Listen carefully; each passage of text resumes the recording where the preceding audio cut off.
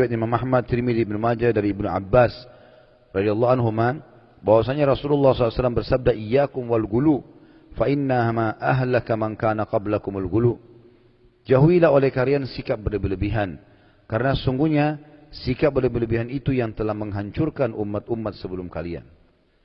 Jadi ini akan membinasakan, karena kalau ada orang, ada dosa-dosa ada dua macam Bapak Ibu sekalian ya. Ada dosa syahwat, dosa yang diikuti dengan hawa nafsu, kayak zina, riba, ya, mencuri. Ini orang yang melakukannya tahu kalau dia salah. Semua orang tahu salah. Mukul orang, gunjing, ambil barang orang lain. Dia tahu dirinya salah. Jadi lebih mudah taubat. Tapi yang masalah dosa kedua, namanya dosa syubhat. Syubhat semua dalam hidupnya. Dia pikir dirinya ibadah, padahal selagi salah. Ini bahaya sekali. Orang nggak tahu masuk dalam syirik, masuk dalam bid'ah. Dia pikir dirinya ibadah, padahal sebenarnya salah. Diingatkan Rasulullah tidak pernah contohkan, nggak apa-apa. Loh kok nggak apa-apa ini? Gimana caranya nggak apa-apa? Nabimu tidak pernah contohin, nggak apa-apa? Gimana? Sahabat nggak pernah contohin, nggak apa-apa? Ini bahaya sekali ini, resikonya besar ya. Seakan-akan orang mengatakan, kalau Rasulullah SAW masih hidup, tidak apa-apa ya Rasulullah, saya kerjain nih. Walaupun anda belum ajarkan. Kira-kira kalau dia bilang begitu depan Nabi, diapain sama Nabi itu? Pasti dia dihardikin. Tidak boleh. Gimana caranya? Ya. Para sahabat saja tidak ada yang berani itu. Ada yang pernah bilang, kan ada beberapa sahabat yang melakukan perbuatan Nabi tidak pernah contohkan. Jangan lupa loh, waktu itu wahyu masih turun. Dan ada dalam sunnah-sunnah Nabi ada namanya kauliyah, perkataan, ada fi'liyah, ada perbuatan, ada takririyah, persetujuan Nabi. Kalau sesuai dengan wahyu, Nabi enggak tegur, Nabi biarin aja. Kalau dilarang, Nabi larang. Karena wahyu lagi proses turun. Kalau sekarang Nabi SAW sudah meninggal, agama Islam sudah sempurna, gitu kan? Untuk apa kita mengatakan boleh kita tambah-tambah? Kan jadi masalah. Syubhat jadi dia. Dia pikir dirinya ibadah padahal lagi salah. Kan ini jadi masalah ini. Habis waktunya bertahun-tahun dalam hal-hal yang tidak ada gunanya. Gitu kan? Orang jaga kuburan, di situ dipakai kesyirikan. Orang minta-minta pada jenazah, dia anggap dirinya ibadah. Duit ambil dari situ, hidup dari situ, ini kan masalah. Jadi banyak orang subhanallah tidak sadar, padahal dia masuk dalam dosa syubhat. Dan ini lebih bahaya, karena orangnya susah taubat. Dia anggap dirinya benar soalnya. Ini masalah ini. Ya. Mudah-mudahan Allah selamatkan kita dari situ. Nah, di antara dosa syubhat itu adalah gulu ini, berlebihan, melampaui batas, gitu kan, terhadap orang-orang yang dianggap soleh. Muslim tentu kita boleh menghormati orang soleh ya, orang soleh boleh kita hormati, kita junjung dia, kita hormati, terima pendapatnya, dahulukan dalam kegiatan-kegiatan duniawi itu boleh saja. Yang dimaksud berlebihan ini adalah terutama kalau sudah meninggal, akhirnya nanti dilakukanlah banyak hal-hal yang berhubungan dengan dia, kayak diambil tanah tadi kuburannya, minta-minta sama dia dan seterusnya. Ini jadi masalah. Bahkan ada saya dapat informasi itu di kuburan mereka taruh air, diinapkan 3 hari, dianggap sudah air berkah. Kan tidak ada hubungannya air berkah dengan kuburan, ditaruh di kuburan. Mungkin lebih berkah kalau kita di situ berdoa sambil minum air itu sendiri buat diri kita, bukan berdoa di situ di kuburannya ya. Tapi subhanallah seperti itu. Ada orang menikah datang ke kuburan minta supaya diberkahi pernikahannya. Karena ini kuburannya orang soleh. Tidak ada hubungannya sama sekali. Apa hubungannya itu? Ya, kuburan Nabi SAW di Madinah itu kalau tidak dijaga, Allahu a'lam bagaimana sudah.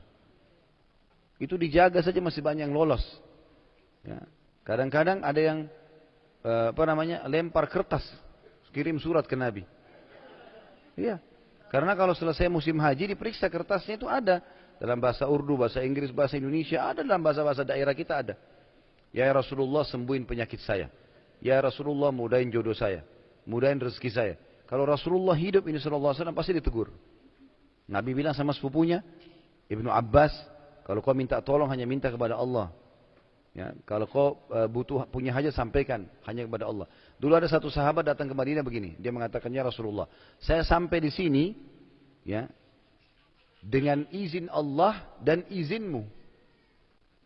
Maka kata Nabi SAW, tidak, hanya dengan izin Allah. Enggak ada hubungannya sama saya. Rasulullah SAW mulia, kita ikuti ajarannya. Tapi jangan kita gulu, jangan melampaui batas nanti. Hanya berlebih-lebihan gitu kan. Muslim juga meriwayatkan dari Ibnu Mas'ud radhiyallahu anhu. Ini semua tentu kita ambil dari hadis-hadis Nabi ya. Bukan dibuat-buat ini. Pernyataan-pernyataan ini adalah ada dalil-dalilnya. Kalau seandainya Rasulullah SAW tidak sebutkan seperti ini, berjaga-jaga jangan kita melebihi memuji beliau sampai melampaui Isa putra Maryam atau seperti itu, maka tentu tidak akan ada masalah. Kita akan memuliakan Nabi SAW, kenapa tidak? Dan kita harus bedakan di saat Nabi SAW masih hidup dan Nabi sudah meninggal ya. Kalau Nabi SAW masih hidup, kalau ada perbuatan sahabat yang salah, Nabi tegur. Kalau benar Nabi biarin. Seperti kasus misalnya Mu'adz bin Jabal radhiyallahu anhu. Dai-nya Nabi pergi ke Yaman. Waktu beliau pulang ke Madinah, beliau begitu lihat Nabi SAW langsung sujud di kakinya. Dia sujud ini hanya untuk Allah. Langsung kata Nabi SAW, berdirilah hai Mu'adz. Angkat kepalamu, diangkat. Kenapa kau buat itu? Kenapa kau sujud kepada saya? Kata Mu'adz, ya Rasulullah, di Yaman, orang kalau menghormati kepala suku, orang dituakan, maka sebagai bentuk penghormatan dia sujud di kakinya. Dan saya rasa anda paling layak untuk disujudi di antara manusia, gitu kan? Kalau mereka sujud di kepala suku, raja mereka, maka anda Nabi. Kata Nabi SAW, tidak hai Mu'adz. Kalau boleh sujud begini kepada seluruh makhluk, saya akan suruh istri sujud pada suaminya. Tapi enggak boleh. Nabi aja larang sahabatnya. Berarti kalau ada perilaku sahabat yang salah, langsung Nabi tegur kan? Diingatkan, kalau Nabi masih hidup begitu memang. Sekarang Nabi SAW sudah meninggal, agama sudah sempurna. Jangan kita buat-buat nih. Kemudian ada perilaku-perilaku yang dilakukan oleh sahabat keliru. Dari ditinggal. Ada yang benar. Seperti Ummu Hani radhiyallahu anha, pernah Nabi SAW bertamu ke rumah seorang sahabat, tidur, keringatan Nabi SAW. Lalu waktu Nabi masih hidup, keringatan, rupanya sahabiat ini ngambil keringatnya Nabi. Ditaruh di botol. Iya, ini dikirakan sama dia. Ini perilaku dalam hadis sahih. Maka Nabi SAW kaget bangun. Kata Nabi, waktu Nabi kena kepanasan, Nabi bangun, Nabi mengatakan, apa yang kau buat, hai Ummu Hani? Dia bilang, saya ambil keringat anda ya Rasulullah, untuk saya jadikan minyak wangi untuk saya sama anak-anak saya. Maka Nabi SAW mengatakan, boleh saja. Karena beliau masih hidup. Dan karena betul, boleh, Nabi bolehkan. Yang tidak boleh, Nabi larang. Ini semasa beliau hidup, gitu kan? Semasa Nabi sudah meninggal, sudah lain ceritanya ini. Harus kita hati-hati sekali, pekah. Jangan sampai kita pikir diri kita berbuat salah berbuat benar tapi ternyata salah, gitu kan. Dalam riwayat Imam Muslim diriwayatkan Ibnu Mas'ud radhiyallahu anhu berkata bahwa Rasulullah SAW bersabda, halakal mutanatti'un. Binasalah orang-orang yang berlebihan tindakannya. Nabi SAW mengulanginya 3 kali. Dan ulama hadis mengatakan yang dimaksud berlebihan adalah yang Nabi enggak perintahin kerjakan, yang justru diperintahkan dilalaikan, seperti itulah. Maka dianggap mereka adalah orang-orang yang berlebihan.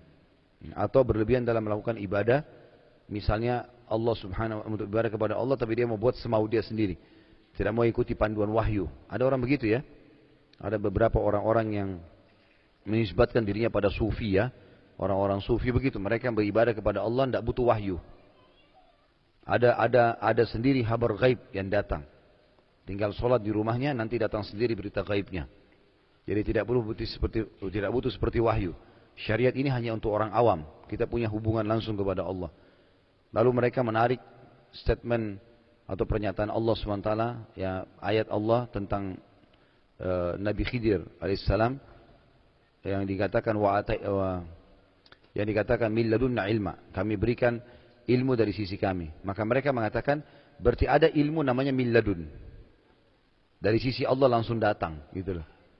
Maka ini mereka menganggap bisa didapatkan sebagaimana Nabi Khidir dapat. Khidir alaihissalam Nabi, ada wahyu datang kepadanya, gitu kan.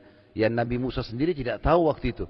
Kenapa dia bunuh anak kecil, kenapa dia bolongin kapal, kenapa dia perbaiki tembok yang sudah mau rubuh dan seterusnya. Ini semua adalah mukjizatnya Nabi Khidir alaihissalam.